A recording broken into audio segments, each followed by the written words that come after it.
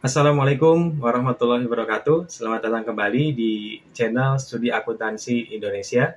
Di video kali ini kita akan diskusi terkait dengan bagaimana cara menginterpretasikan hasil atau output dari analisis statistika menggunakan aplikasi Stata, yaitu regresi data panel.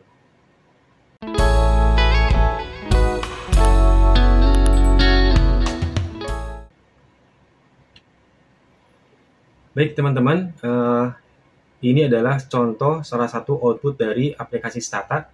Ya, di sini ada beberapa hal yang bisa kita simpulkan yang umumnya ada pada analisis statistik, baik itu deskripsi, tesis maupun disertasi. Nah, yang pertama yang penting di sini biasanya kita melihat biasanya yang pertama adalah uji F ya, uji F yang paling krusial, uji F, karena biasanya kalau uji F-nya tidak lolos atau tidak signifikan, kadang beberapa peneliti membatasi itu tidak bisa digunakan hasil estimasinya. Nah, uji F itu biasanya digunakan di sini, ya, atau terlihatnya di sini uji F-nya. Jadi ini harus signifikan atau kurang dari alfa. Bisa 5%, bisa 1%, 5%, atau 10%. Kemudian yang kedua adalah uji R-square. Ya, jadi uji F ini apa artinya? Uji F ini adalah kalau dia signifikan berarti variabel X-nya secara bersama-sama berpengaruh terhadap variabel Y-nya. Dan itu artinya bahwa model estimasi-estimasi yang ada di dalam hasil output ini dia tidak bias ya. Maksudnya modelnya sudah fit seperti itu.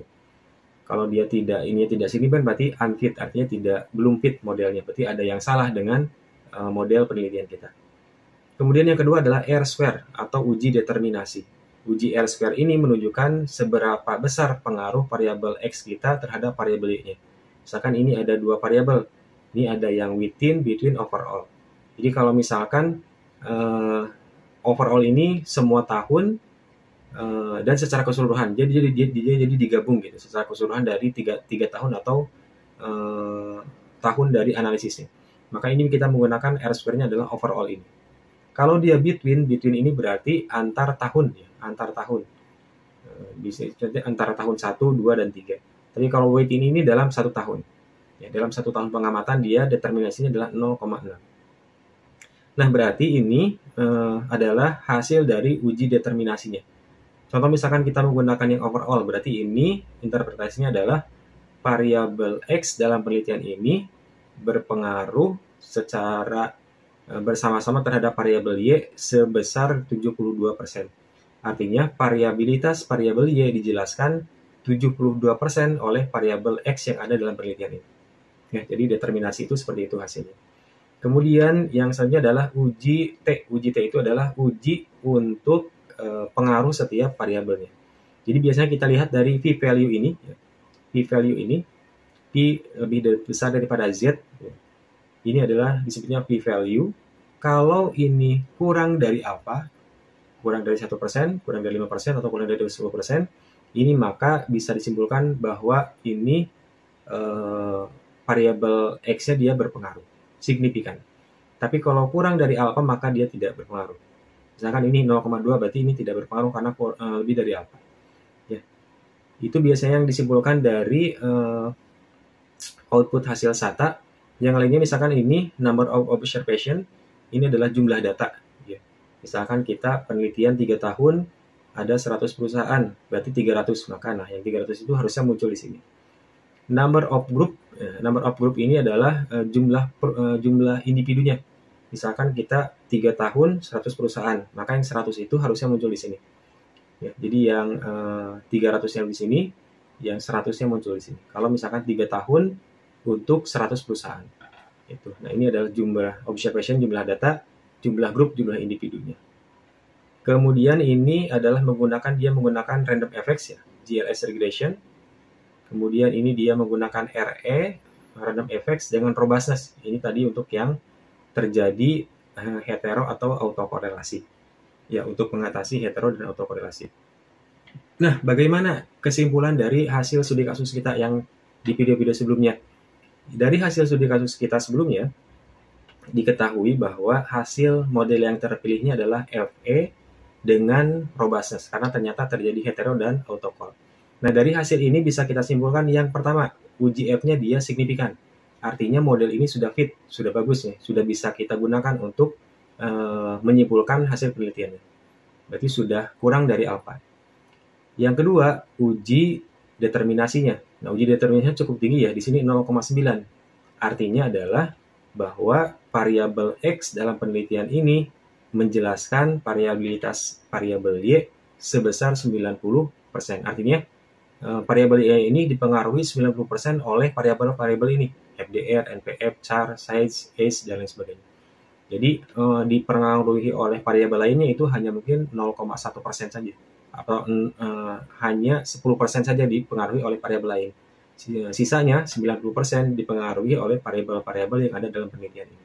Yaitu adalah uji determinasi R-square yang ada di sini. Kemudian di sini number of observation ada 79, ada 79 data. Kemudian number of groupnya, jumlah perusahaannya ada 28. Nah, kemudian ini yang paling penting, uji p-value-nya. Ya. Dari hipotesis yang pertama, X1, hipotesisnya ini adalah dia hipotesisnya negatif. Jadi hipotesis awal penelitian ini, FDR ini berpengaruh negatif. Nah, di sini bisa kita lihat apakah ini berpengaruh negatif atau positif dari sini, dari koefisien. Ini koefisiennya adalah negatif, berarti dia searah dengan hipotesisnya, berarti sudah searah, ya, sudah bagus. Nah, tinggal dilihat p-value-nya. Jadi kalau ini adalah menentukan arah, positif negatif, kalau p-value ini adalah untuk menentukan signifikan atau tidak pengaruhnya. Ya. Ini hipotesisnya negatif, ini koefisiennya negatif, sudah betul. P-value-nya kurang dari 0,05, berarti signifikan. Nah, dari ini bisa kita simpulkan bahwa rasio likuiditas atau istilahnya FDR itu berpengaruh negatif signifikan terhadap Z-score, terhadap stabilitas keuangan bank. Gitu ya. Itu cara menyimpulkannya seperti itu. Ya. Jadi kita lihat hipotesisnya, berpengaruhnya positif atau negatif. Kemudian kita bandingkan dengan koefisiennya. Kalau misalkan koefisiennya ternyata dia searah dengan hipotesisnya, tahap selanjutnya adalah kita bandingkan p-value-nya, ininya, dia signifikan atau tidak. Contoh misalkan, risiko kredit. Risiko kredit ini adalah NPF. NPF hipotesisnya negatif. Hasil pengujiannya betul negatif. Tapi hasil p-value-nya dia tidak signifikan. Karena lebih dari alfa 0,971, sangat tinggi sekali ya. Artinya apa? Artinya arahnya sudah betul, berpengaruh negatif, tapi pengaruhnya tidak signifikan. Artinya hipotesisnya ditolak.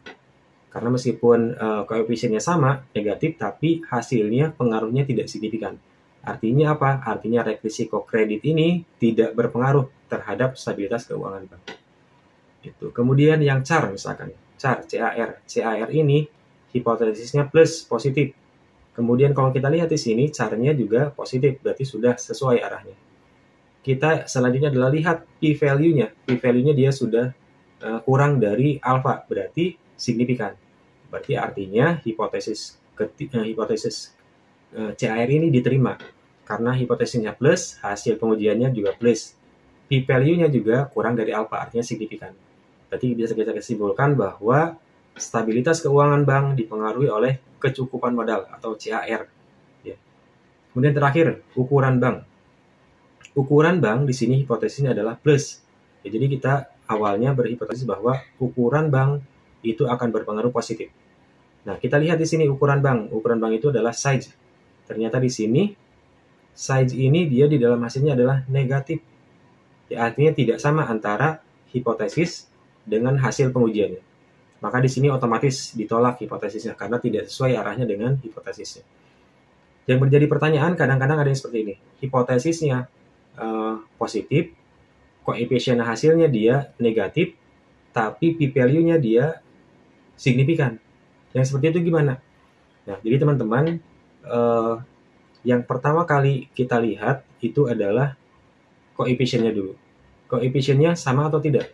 Kalau misalkan koefisiennya beda dengan hipotesis, maka itu otomatis ditolak. Tapi yang kedua, misalkan koefisiennya sama atau tidak, misalkan